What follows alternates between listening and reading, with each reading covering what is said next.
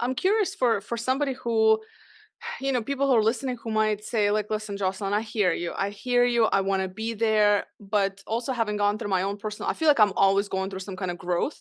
And I feel like it's just part of life and it should be maybe. I don't know. But it's been really good to me. But I've also been going through it for years. And it had and that came out of because, just bad situations in life. So it was like almost like I was forced to make a change.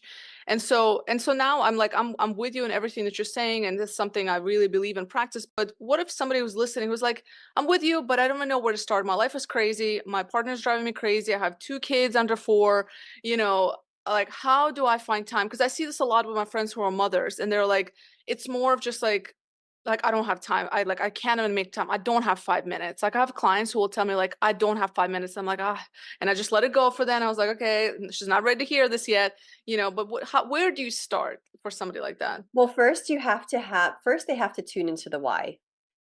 We always will make time for everything. They make time, everyone will make time. Sometimes, they say they don't have time, but they're going to sit and watch Netflix or, like whatever these things are. Yeah. We always have time, but it has to be important enough to us. So for the mothers, for me, before I never wanted to leave my son, and I felt bad to make time away from him and have self care and all of this until I realized the type of mother that I want to be. And I don't want to be a burnt out mother. I don't want him to see me stressed out all the time. I don't want to have a short fuse.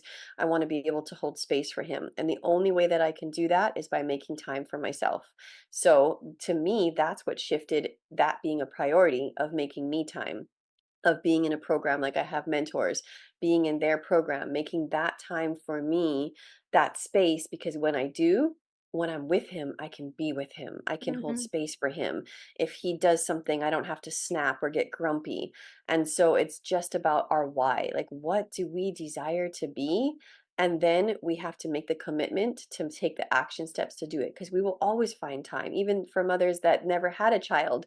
And before they had their first child, they were so busy all the time. And they're like, I don't even know if I have time. And then you have a kid, and now you have like your priorities change. And then you're like, oh, having one kid is so overwhelming.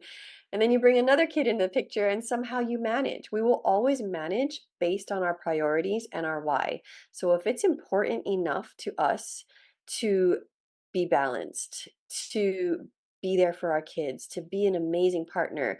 Like, we don't have time for our partners and we don't go on dates and we don't create the magic, the marriage falls apart, you're fighting all the time. Hmm. Then what's the point?